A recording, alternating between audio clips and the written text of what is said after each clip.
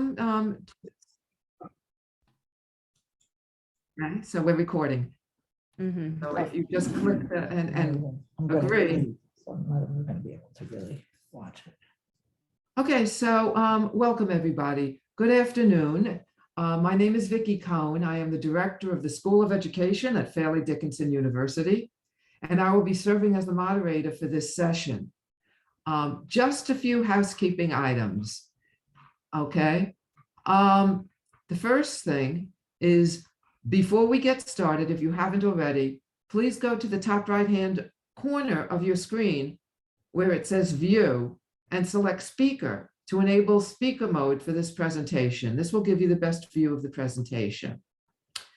We have a total of 45 minutes together, and this presentation will run until 3:30 for about 35 minutes. We will have about 10 to 15 minutes for a question and answer right at the end. I will provide a 2-minute warning before we start the Q&A of the session.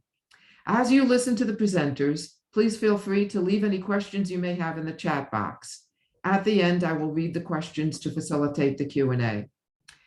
This session is being recorded, as you know. If you do not wish to be seen, turn off your camera. Without any further, let me introduce our presenters. First, we welcome Mr. Kevin Cataldo, who is a 4th grade English language arts and social studies teacher in Newark, New Jersey. He is also a recent MA graduate from Teachers College, Columbia University. Currently, Kevin is a PhD at Montclair State University in the Teacher Education and Teacher Development Doctoral Program. We would also like to welcome Ms. Samantha Harrienger, who joins us. She is an educator in Jersey City and recent MA graduate from Teachers College, Columbia University. Together, they will be presenting on improving teacher education programs. Former teacher candidates can provide valuable data. So with that, I will turn it over to our 2 presenters.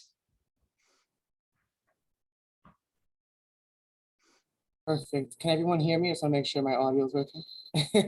So first, I'd like to thank Dr. Cohen for introducing Samantha and I. And I want to wish everyone, I hope everyone is doing well. The title of our presentation is Improving Teacher Education Programs. Former teacher candidates can provide valuable data. Today, we hope to share how we are currently approaching assessment, specifically the evaluation of teacher education programs.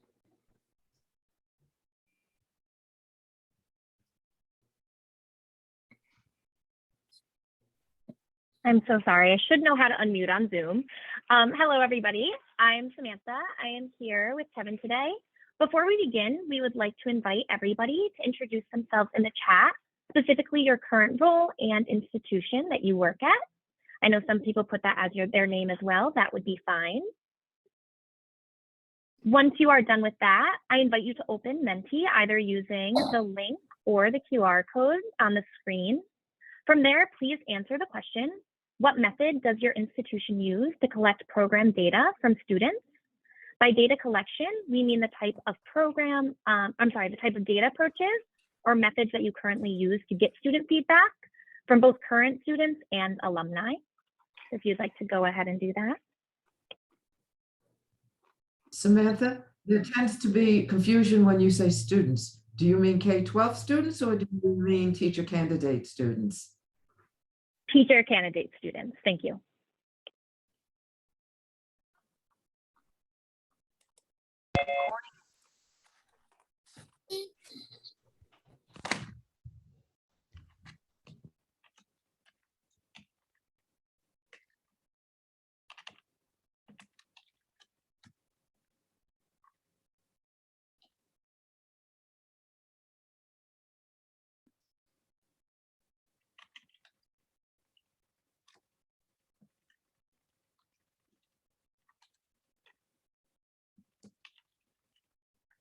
So we do surveys and, of course, evaluations. We'll give a few more moments. I know we gave a few tasks for you to complete.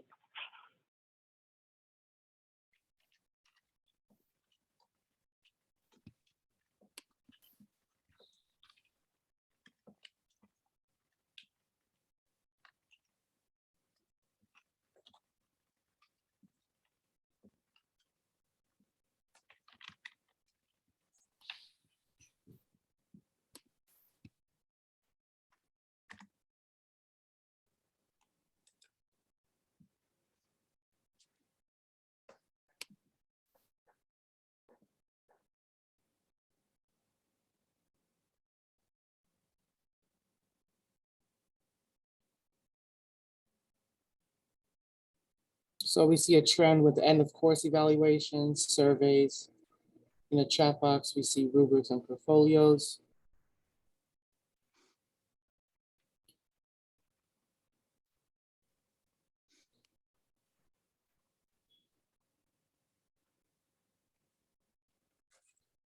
So we like to thank for those that shared how your program approaches, which data approaches you use to collect data. Our institution, so I graduated from Felicia University. We use predominantly and of course evaluations and surveys towards the end of the program as well. However, we noticed that once we entered the workforce, there was really no follow-up or no additional approaches to collecting more data from former teacher candidates. And that's going to be our main focus for today, which Samantha will continue. Exactly. So we notice that teacher educators often leave out the voices of alumni. We believe that teacher educators need a proactive approach to program evaluation. Because of this, we believe that altering current interactions with students and alumni, schools of education or education programs could collect crucial data about their coursework and the application to practical teaching experiences. Next, we would like to briefly share our own experiences as pre-service teachers and candidates at our former institutions. Our experiences are exactly what led us here and to the creation of this presentation. Kevin, if you'd like to begin. Yes. So as I mentioned earlier, I graduated from Felicia University in 2019, so very, very recent. I currently hold 3 certifications, P3, K6, and TOSD. During my time at Felicia, I had various clinical experiences and learned how important it is to be a reflective teacher. However, I was not taught how to be a culturally responsive teacher. That was one of the very first questions that I asked myself when I entered the classroom in September of 2019, is how well did my program truly prepare me to become a culturally responsive teacher? So at the moment, I find myself currently having to teach myself how to be a culturally responsive teacher. In other words, I engage with a scholarship of many scholars in the field of teacher education and education in general. To name a few, the work of Dr. Pedro Noguera, Gloria Latson-Billings, Dr. Christopher Emden, Dr. Geneva Gay, Dr. Yolanda Sailor-Ruiz, just to name a few. During the time at Felician, I really did not get the opportunity to learn about the importance of culture and its role in student learning. In fact, oftentimes I felt that there was tension between foundational courses that we had to take and methods courses. And research still shows that there's the tension and struggle between this and in the field of teacher education. However, the point of today, what got us here is that we realized that we as former teacher candidates, and while we were pre-service teachers at our former institutions, we realized that we never really got the chance to develop strong relationship with the faculty and professors within our school. So during my time at Felician, there were 3 professors that really impacted me throughout my journey. One is currently an associate dean at Felician, Dr. Charity Dacey. The other one is Professor Michelle Brown Grant, who's currently at Bloomfield College. And they really pushed me to ask questions, right? Because I feel like that oftentimes the voices of teacher candidates are left outside of the conversation, especially how we approach how to improve programs. So oftentimes I feel like institutions, specifically my former one, relied a lot on end of course surveys, which are anonymous. And when students complete their program, they usually go through like an exit interview type. But the focus of our presentation is pretty much the importance of developing relationships with your teacher candidates and to try to bring them back to provide you with valuable data. And Samantha, you want to continue with that? Of course, thanks. So my undergraduate experience, I went to St. Bonaventure University, which is on the border of Pennsylvania and New York. I had many high points. I really enjoyed it. I was consistently in the classroom. I learned common theories and different practices that made my transition into teaching very seamless. I also made connections with professors that, like many college relationships, kind of drifted away, except for a few select professors that I still keep in touch with today. When I think back on the courses I took in my undergraduate experience, there's really one that stands out. The rest have kind of become background noise. The course that stands out was actually an ESL, or English as a Second Language course, and it was about teaching students who come from different cultural backgrounds. This was an elective course. However, it was actually the most valuable course that my program had offered. In this course, I was introduced to culturally responsive teaching. This was the first time that I had ever heard a phrase that truly resonated with my passion for social justice. From this course, the instructor hosted a trip to the Navajo Nation. So I had a really unique opportunity to go intern at a school there, as well as immerse myself in the Navajo culture. This experience broadened my understanding of what it meant to be culturally responsive and to be reflective. You see, my program constantly told us to be reflective teachers, but I didn't really understand its importance until I was in a diverse area or in an area that was different from what I knew. After taking that course, I remember consistently going to professors and going to the dean and asking for more courses like that.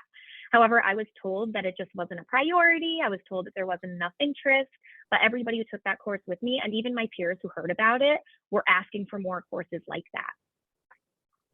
I was really discouraged, of course, because I think that if it was adapted, it really would have helped prepare novice educators to create the bridges that we often see falling apart when curriculum is taught to students that aren't reflected within the curriculum.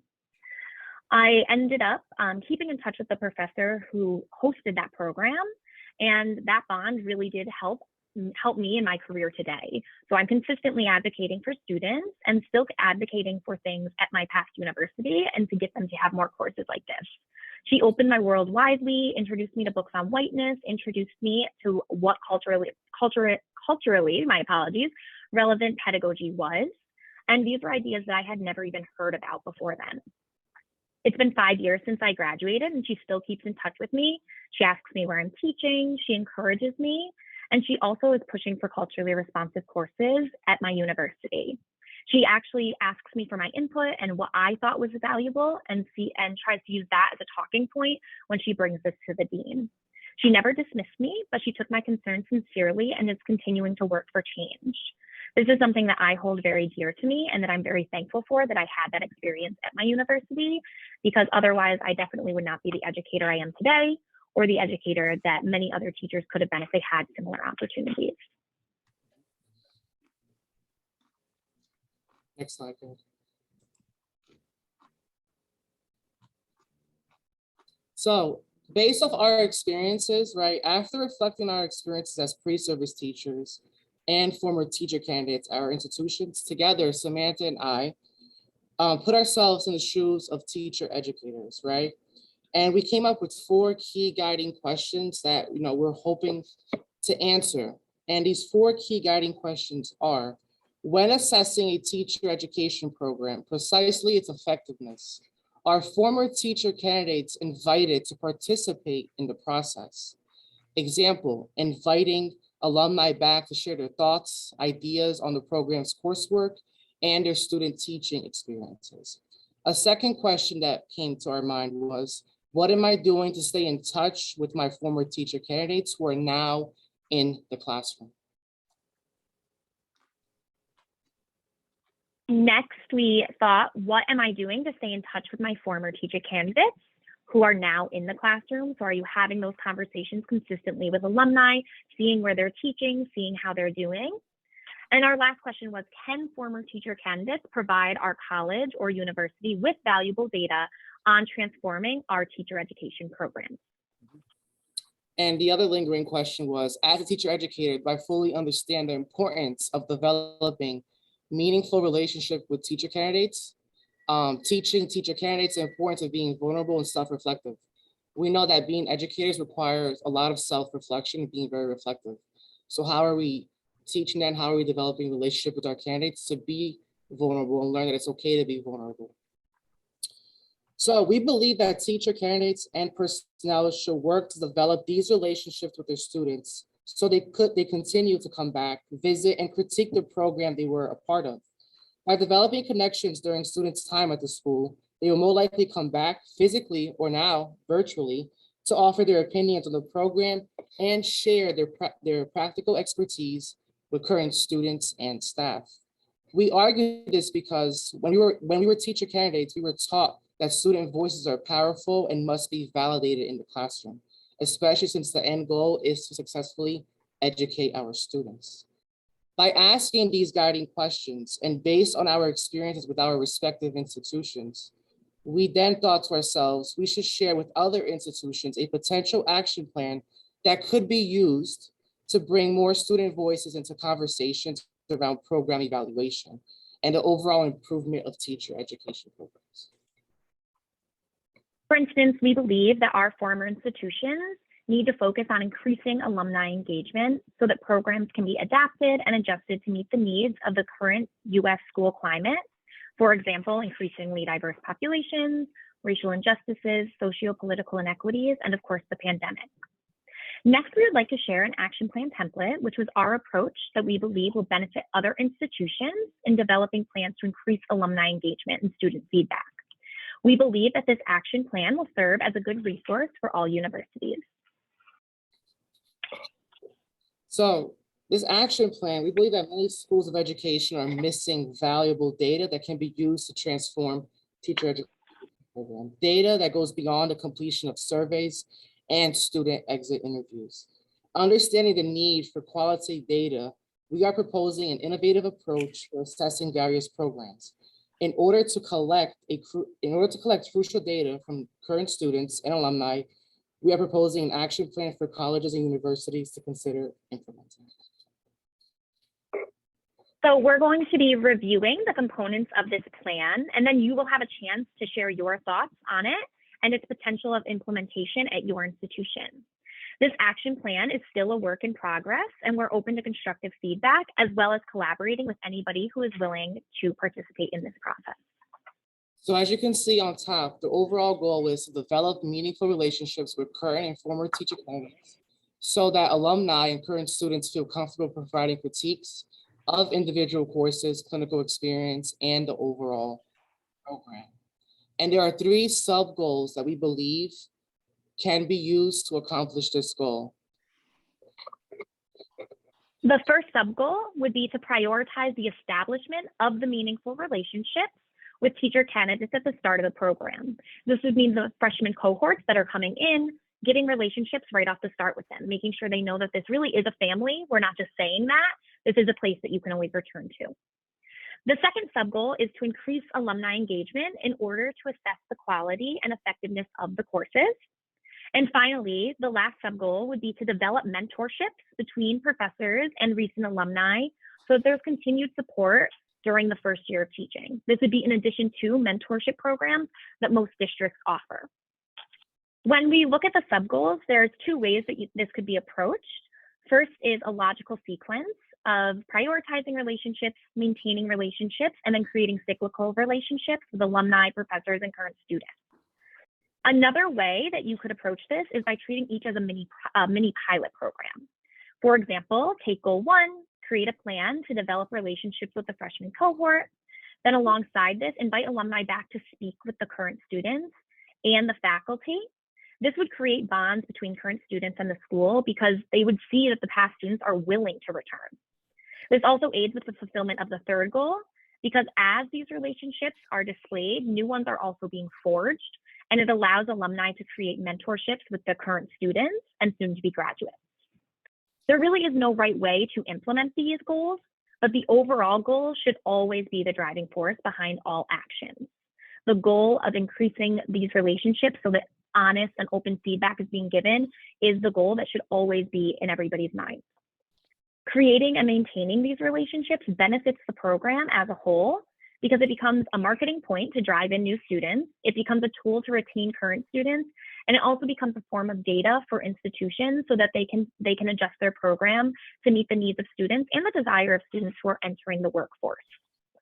The more that current and former students are included in this process and treated like equals, as Kevin and I spoke to before, the more likely they're going to be to offer valuable critiques on courses and the program as a whole.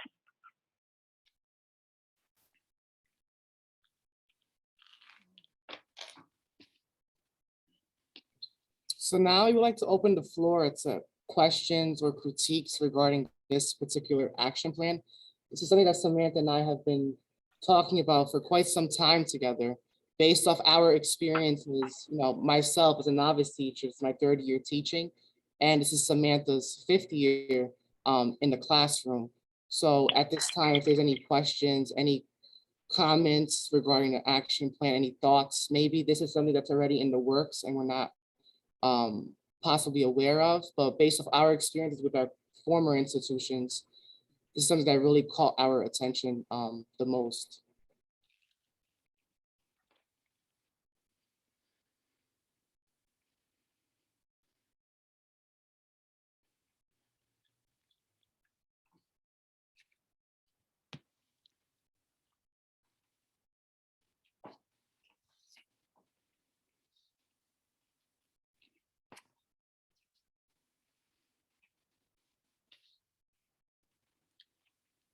I think it's worth noting that Kevin said that we've been working on this for a while. We actually, as we've been going through it, every time we meet and talk, we think of new ideas and new perspectives on this, which is why we're so open to hearing from you as well, because obviously you guys are right in the field. You have different opinions and different perspectives on how this could be adjusted. To answer your question, Dr. Fontanella, the reason why we came up with the idea of the mentorships, because we know that in New Jersey, when a teacher enters a classroom, they go through an induction process for whatever respective district they're entering. But we feel that if there's an additional support from their respective schools of education, you know, I feel like that would prepare them a bit more, make them feel more supported. They're getting two supports from two ends, from the district they're working in, but also from the teacher educators that train them to enter the classroom. So that's where I see there's a disconnect with that. I feel like that once teacher candidates complete a program, I think that the learning shouldn't stop there. There should be some type of mentorship embedded post-graduation, even if it's like a pilot, like starting something off small to see how that works. I think could be beneficial not only to the teacher educators who are working together to evaluate their programs, but also for the students who are, you know, entering the classroom, you know, so. To build on that, I've gone through the mentor program as well as worked as a mentor. And I know there's always these awkward first few months where you're not totally comfortable with the person, they're brand new, where if you have a built-in support from a university with somebody that you already have that rapport with, it really will help make the transition that much more seamless.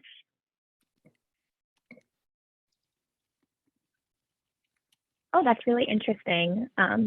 I saw that some of the universities have residency programs that include an induction period.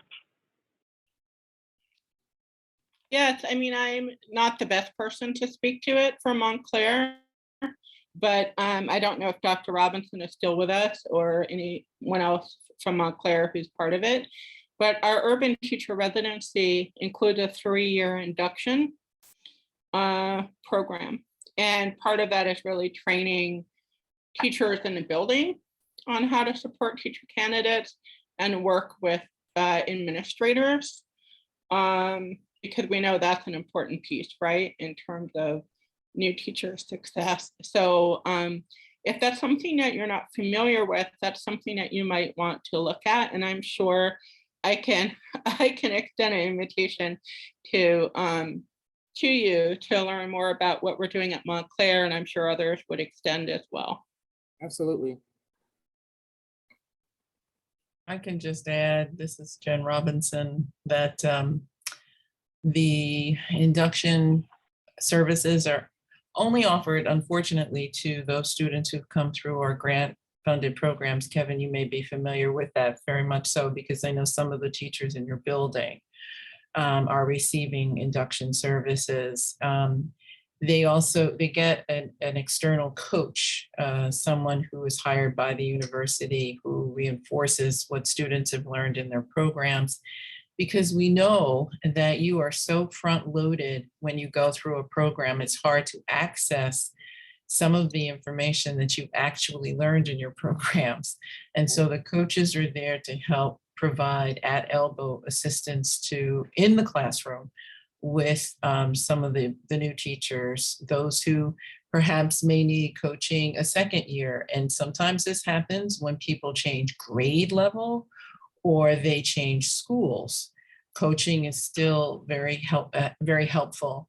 So yeah, we are more than happy to share more information about what's going on here. And we're very fortunate to be able to do that for our graduates.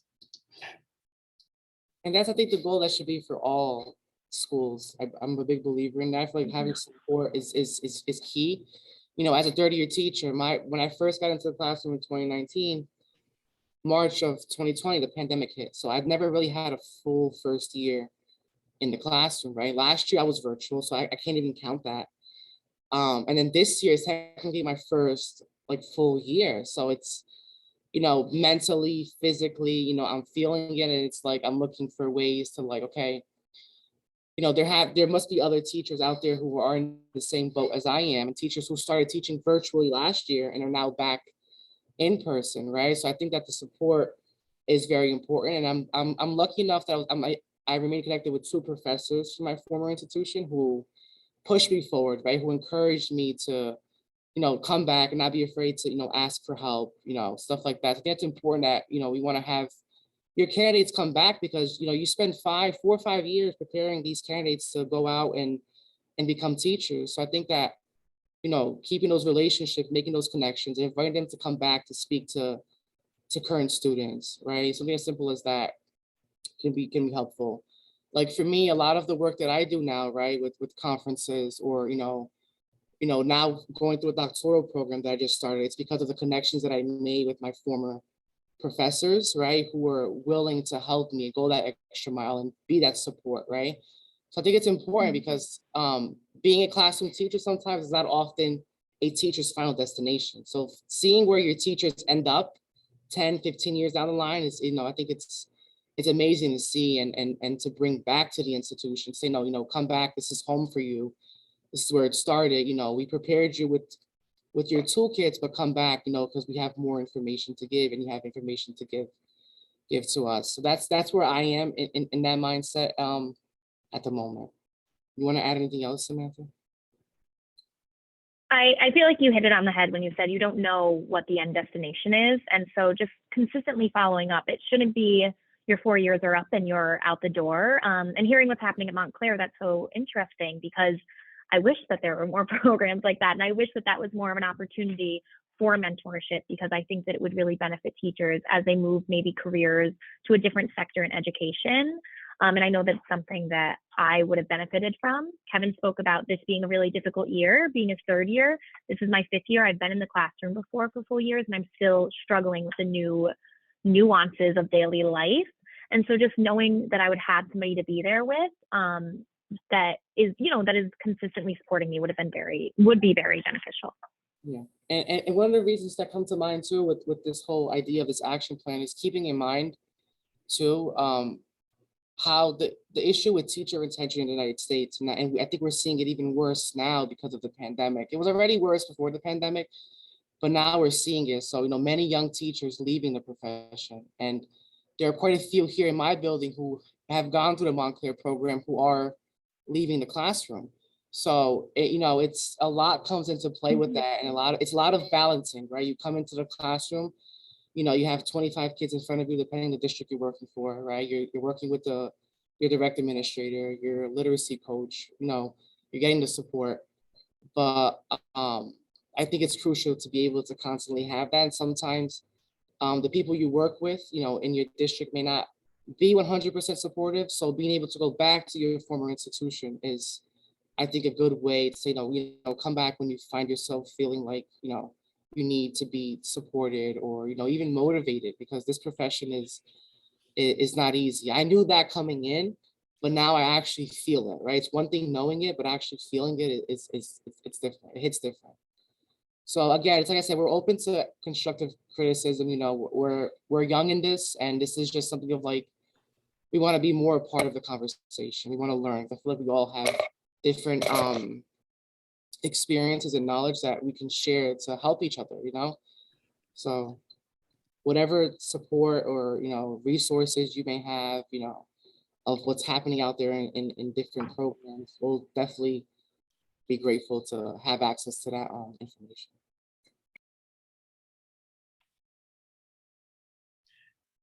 There are definitely efforts being made by other states, and I would suggest that you possibly look at California. California actually and especially Los Angeles, it's a very large school district. There are statewide initiatives that go well beyond mentoring, because as you know, in-school mentoring it can only work if the mentor has the same, say, prep period as you, or the mentor can come into your classroom and observe you teach and then give you, critical feedback. But there are statewide efforts in other states, not in New Jersey, to provide more intensive and paid induction support. So right now in New Jersey, it's just the mentors are getting paid by the graduates. But if the state is increasingly interested in retaining teachers, then the state may need to and want to invest, we'll put it that way, in its teachers to keep them. So that's one state, and I know that there's another, and I can't think of which state it is, but that would be the next search that I would suggest you do about what states are actually supporting teachers. Minnesota has some interesting laws on the books around helping to retain their teachers as well. New Jersey has historically been slower to sort of get on board that way, and again, we haven't faced a teacher shortage crisis of this magnitude in a while. So now would be a good time to reach out to your local state legislator. Maybe it's an assembly person, maybe it's a senator where you live or in the place where your school district is, and start a conversation, because there are legislators out there who do understand. They were teachers themselves, so they do understand the need for induction support. It's just simply a matter of funding. I shouldn't say simply, but it is a matter of funding, and also that our administrators understand in our buildings, understand the need that new teachers have. Samantha, you mentioned being a fifth-year teacher, but if there's a change in curriculum, you still need more support. And unfortunately, as a profession, especially for experienced teachers, we just assume that people will be able to navigate those areas. So.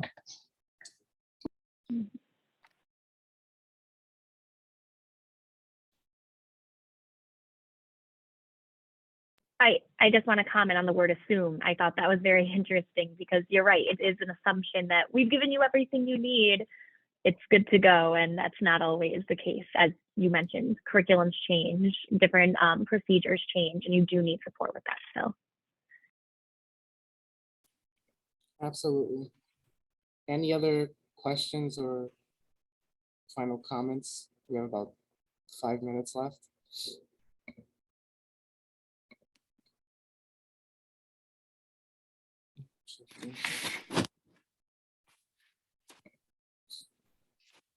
I think it's great that you're doing this. I appreciate this. It's always, it's giving us good food for thought.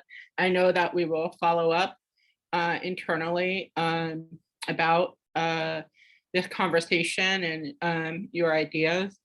We're always looking for new ways to think about things, even though we do have some induction models we use. It's very challenging to think about how to do this on a large scale. So one of the things that I'm thinking about that you might want to think about is, what does this look like for a really big university versus a very small college that might have a very small program, where it might be just easier in terms of capacity of the staff and the faculty to do that kind of follow-up, because obviously that's going to differ from place to place. So that's just another thing to think about. But thank you for this. Great job. Thank you. Thank you. Yeah, I think that you really have two different goals here. And one is the assessment and how schools of education can use alumni for assessment. But also wrapped up in this is that you have, or you might want to develop a model of teacher induction that goes beyond what is currently being implemented in different states and in New Jersey. They're very different in some ways, even though they kind of overlap each other. In terms of the assessment component, we do that with CAPE accreditation. Mhm. But what you're talking about is your need as teachers for help and support beyond just that range. So it's really to almost, and so if you're looking at in terms of your doctoral programs or developing a model, I think you kind of need to divide those two up. And I think the one that you're talking about, induction, is an interesting concept to really pursue in terms of a model, because I think what you're saying is that it's very needed. And that would be the feedback that I give you. Thank you. I appreciate that.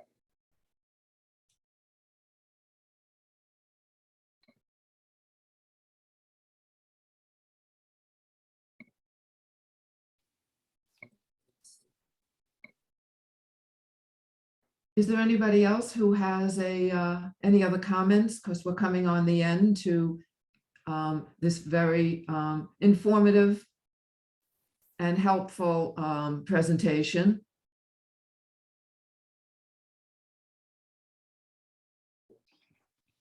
So thank you all for attending, and we thank Kevin Cataldo and Samantha Harrienger for bringing your perspective of assessment and induction to us. We appreciate that. The NJACTE is appreciative of your perspective.